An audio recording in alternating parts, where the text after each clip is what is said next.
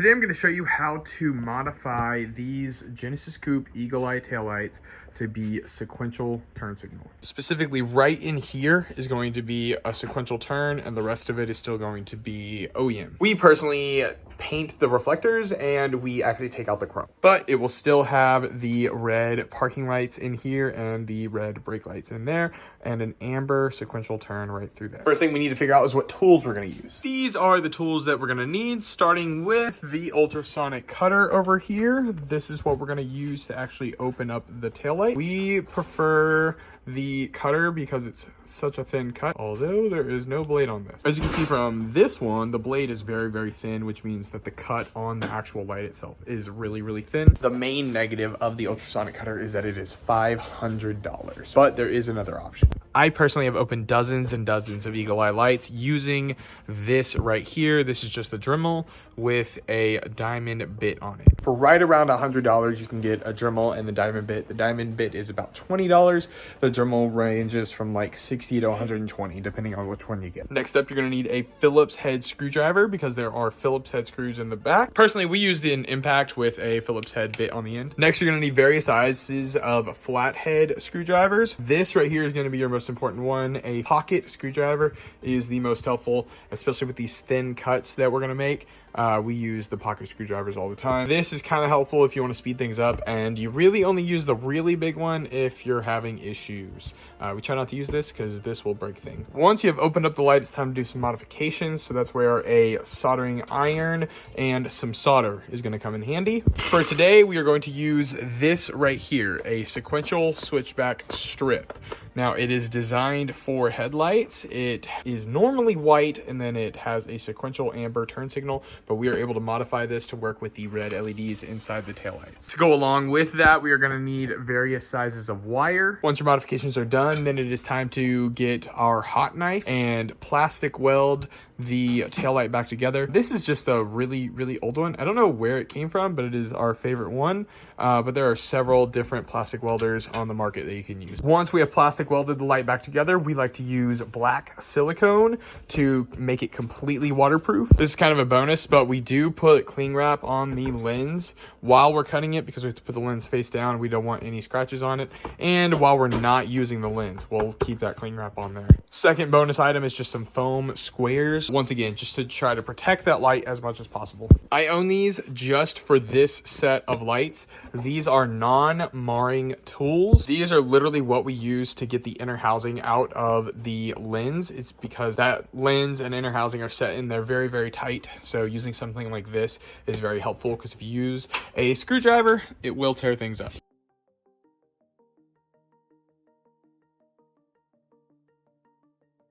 Once you have the back housing off, that is when we use the non-marring tools. So what we're literally going to do is put it right in here, pry a little bit like that, and then we can kind of walk it down, and that is going to lift the inner housing up and start to pull it out. So we'll probably lock this one in up here and then get another tool and put it on the bottom and work our way all the way down. The part that you want to look out for is right down here in this corner. This corner gets hung up. You can already tell that it's behind part of the plastic. Sometimes you will have to trim extra, which Garrett has already done for this one, but we may have to trim a little bit more.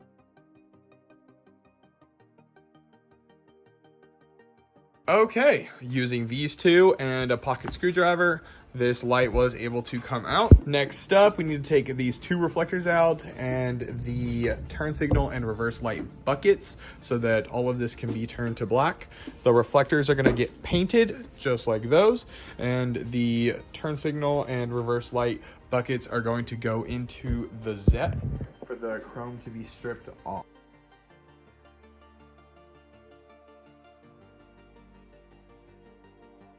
So to strip the chrome off, we are literally just going to toss it into a bucket of purple ZEP. Make sure you get the concentrated kind. That stuff is going to work way better than the unconcentrated. While that is stripping the chrome off, we have a couple of things to do. First, these need to get painted black, and we need to modify this inner module. I guess that's what we'll call it, a mod. First thing that we need to do is take the strip out of this tube. So we're going to pull it out just like that. 2 LED strips some wires, and this little plastic cap, which we can just snip off using a pair of wire snips. So we've got two LED strips here. One of them is going to be installed in the right side and one of them is going to be installed in the left side. We're also going to need to install the actual controller inside the light. We'll show you where that goes in a bit. First thing that we need to do is modify the plastic housing for this whole little module. We need to make 3 cuts. First is an access cut so that the strip can go into this module here. And the way I like to do this is just by cutting this whole little section off. So we'll follow that line all the way down.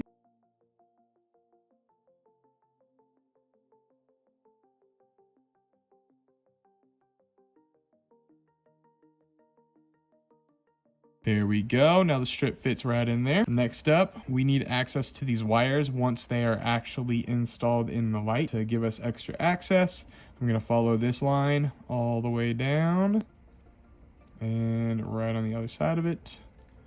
I'm going to do the same thing like so. And lastly, cut right through here. Now that gives us access to the wires. Third cut that we're gonna make is a spot for the strip to actually leave the plastic housing here. So we'll cut off this whole corner.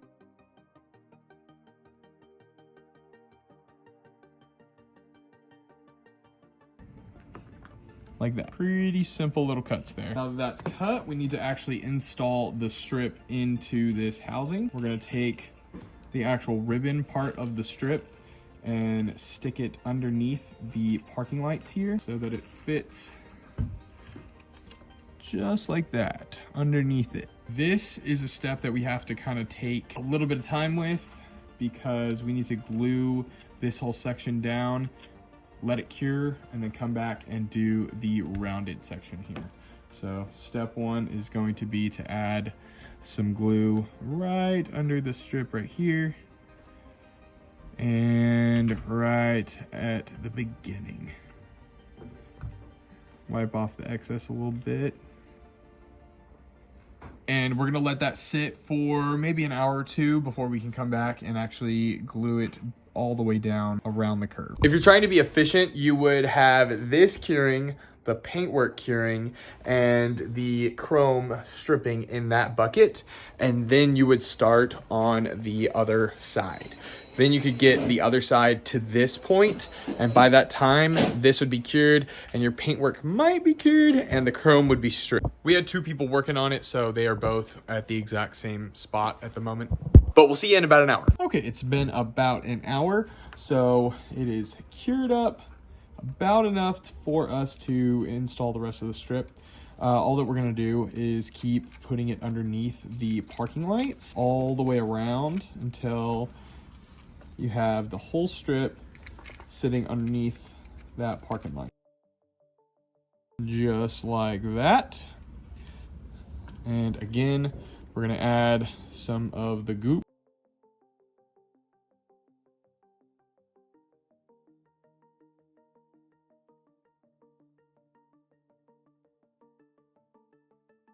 There we go. Now we just need to let that cure up a little bit longer, and then I'll show you what we do with this. Now that we've got this strip set in place, we need to take care of all this excess. So instead of cutting it, which I found actually creates major issues all the way down the strip, we're going to go ahead and put some black electrical tape over it.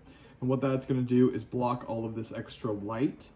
And then we can just tape it down to the actual board here.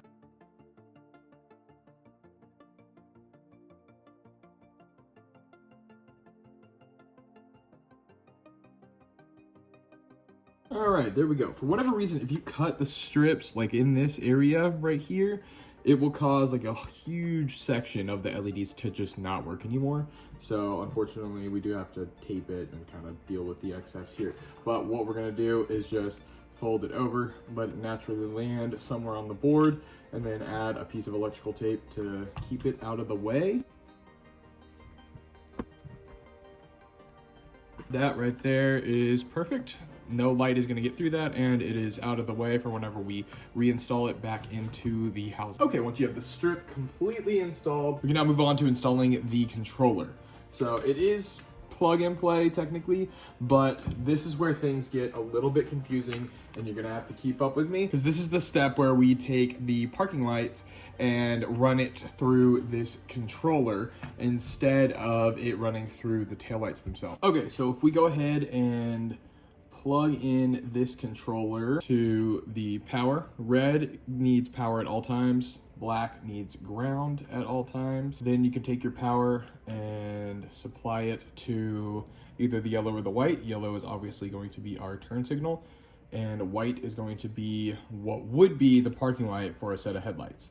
So that's what we're gonna modify, is this white wire right here. Now we need to figure out which one is power and ground for the parking lights down here. So we'll flip it over, come over here. All of these black wires that are running into the back of this housing are, 2 of these are going to be the power and ground that we need. Thankfully, with our little cut that we have, we can just look in there and see that 2 of them are connected to the board that we need. You can see it right there. Since they are not marked, we are just going to have to supply power and ground to it to figure out which ones we need. So let's start with our power ground wire here.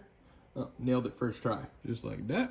Now I'm gonna go ahead and leave my power supply wires on there just so I know which ones are power, which ones are ground. You can mark them with tape if you want, if you're just gonna come back to them. Next up, we need to go ahead and prep this. I went ahead and stripped off the protective layer there because we are going to use some of this. I like to leave it kind of long because we're going to run the turn signal and the power wire out of the back of the taillight. So we need long wires there, but our ground and our parking light wire, that is going to be wired right here. One thing to know whenever we're wiring this up, for this guy right here, these are power inputs, and this is kind of power output. How it works over here is that it is going to supply power and obviously full-time ground, and then these 2 right here are actually a ground side switch inside of this light. So what we're going to end up doing is cutting the parking light wire, which is the white one, just like that, pulling it through the protective sleeve, and this is actually going to get wired to the red parking light ground. We're going to take the ground wire that we need for the red parking light, going to cut it in half, strip it. The wire output is actually going to go to the ground on this light here. Just like that. Then we're going to take our input, which is this long parking light wire. We'll probably go ahead and trim it. This is going to go right here on the power side of the red parking light.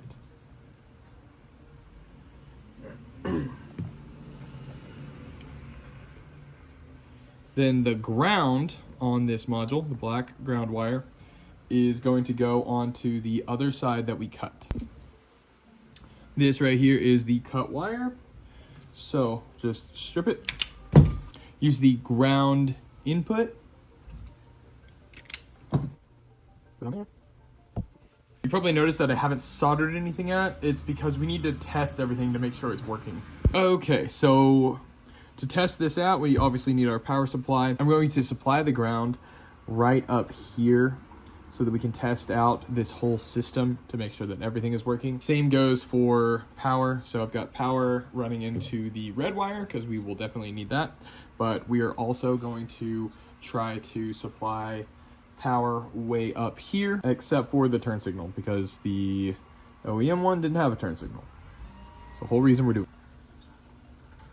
There we go. So we've got ground here, power here, and if you look at this, the red parking light is working as it should. So what we can do now, take our yellow turn signal wire and just touch it to the power supply, and there we go, full sequential turn signal. and it's going to switch back, turn the parking light on. Okay, now that we know that this is all working as it should, we can officially solder this all together. I may go ahead and take this apart, put a little heat shrink on there, solder it, and then put it.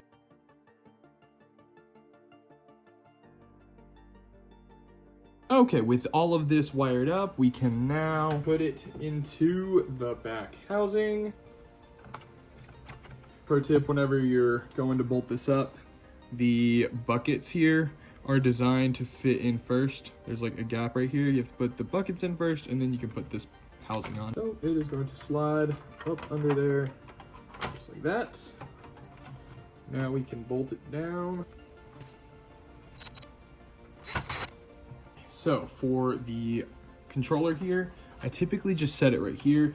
The kit comes with the double-sided tape. I have no idea where mine went. So unfortunately, I'm probably just going to have to glue it and let it cure up with some tape around it. But yeah, I found if you stick it directly to the housing here, if you need to do any sort of repairs, it's really easy to just take off this whole housing. Just like that. We'll let that glue cure and then we take that tape off. Or not, probably just leave the tape on there. Okay, let's clean up this wiring just a bit.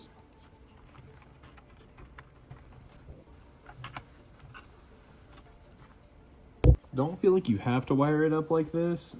All I'm doing here is just trying to make it a little bit more clean.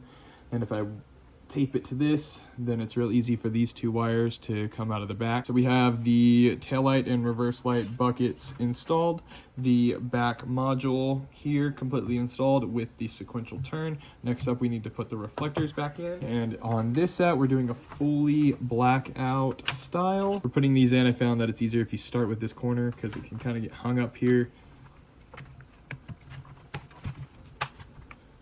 And next up, this guy. For these, I just put these upper tabs in first, like that, and then the bottom ones, like that, like that. Look at that. That paint is like a perfect match to what the housing is. Now, we can wipe off all the fingerprints here and any marks that we may have put on it. Okay, with that cleaned up, we now need to put it back into the lens here. But first, I'm going to blow some air inside this, make sure there's no dust. I'm also gonna blow some air on all of this for the exact same reason. When we're installing this housing back in here, we are going to use the non-marring tools again so that we don't scratch our reflector or scratch the housing. When doing this top side really isn't too bad. Usually just one right here will do it. This side over here is where it's kind of tough. It's going to stick out quite a bit and it's pretty thick plastic, so it's kind of hard to get it to bend and snap back into place. Let's see if we can do it. There we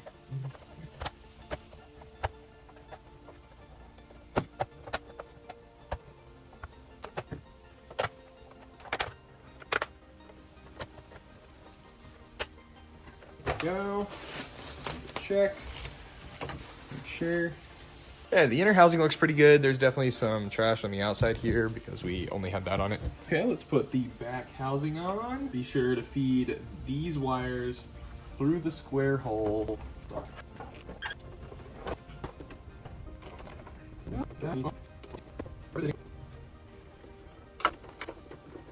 Okay, before we officially get this wired in, I'm going to go ahead and plastic weld it. Whenever you cut open a light like this, you need to plastic weld it back so that the housing has all of the same structure and so that it is watertight. So let's start that now.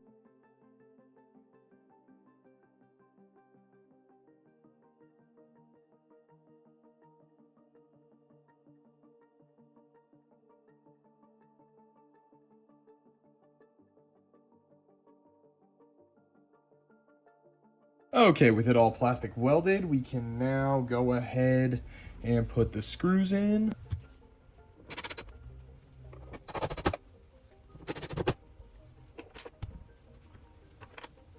To be honest, I've never figured out if I like to button it all up, like plastic weld it, put the screws in and everything before wiring it up or after. I think I kind of like doing it before so that the inner housing isn't moving around and scratching everything while you're trying to wire it up and then of course test it on the car. So Do it either way you want.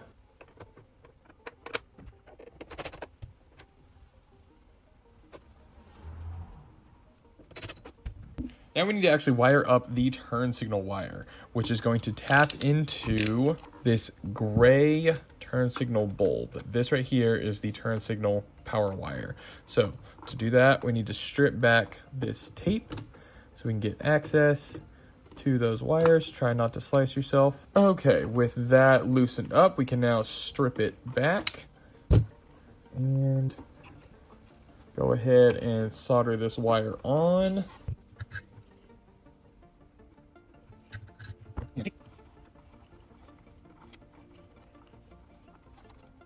There we go. Now that is wired in. The only thing that we have sticking out is going to be the main power wire, and of course that's the OEM connector. We are going to test this on the car before I actually fully seal it up with silicone, because it's easier to break the plastic weld than it is to peel all the silicone off and then break the plastic weld, just in case we have to repair something. Thankfully, I still own my Jenny, so we can actually do some on-car testing today.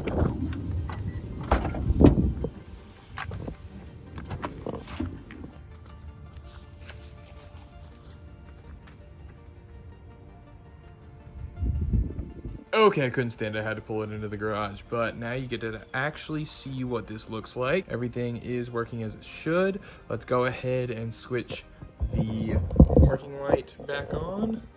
There we go. Parking light is working as it should. Okay, now you probably noticed that we do leave the OEM turn signal bulb in there.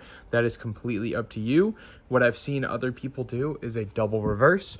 You can actually just tap this power wire into the reverse harness and it will be a double reverse, so the turn signal wire would just be run into here now.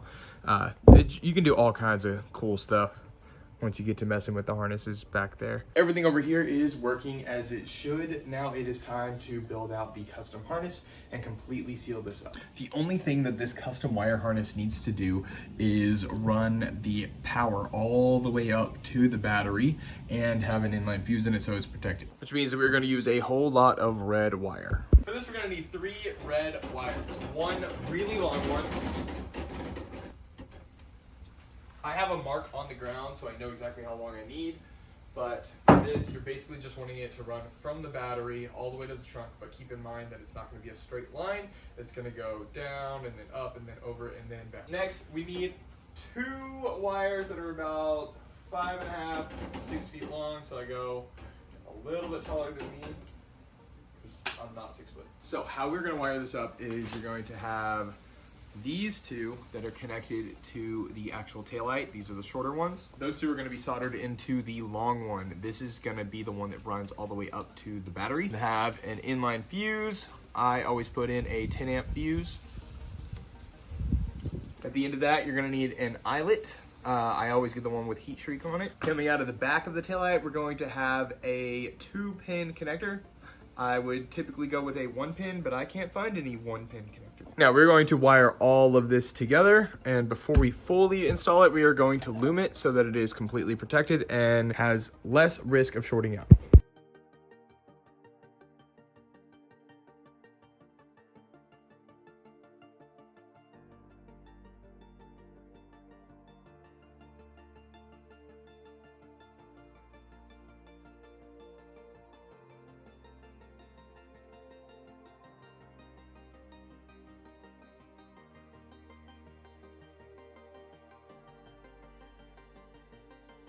And this is the final test with the harness actually installed here. And as you can see, the lights are working as they should. I should say I have a permanent power wire back here. That's why I'm able to leave all of this harness just hanging out of the car. Obviously, that will not be the same for you, especially if you're building your own set here. If you're not a builder, I just happen to have this whole extra harness that I pre-installed because I was doing so many Genesis Coupe lights there for a bit. All that we really have left to do is put that fin back on and box them up.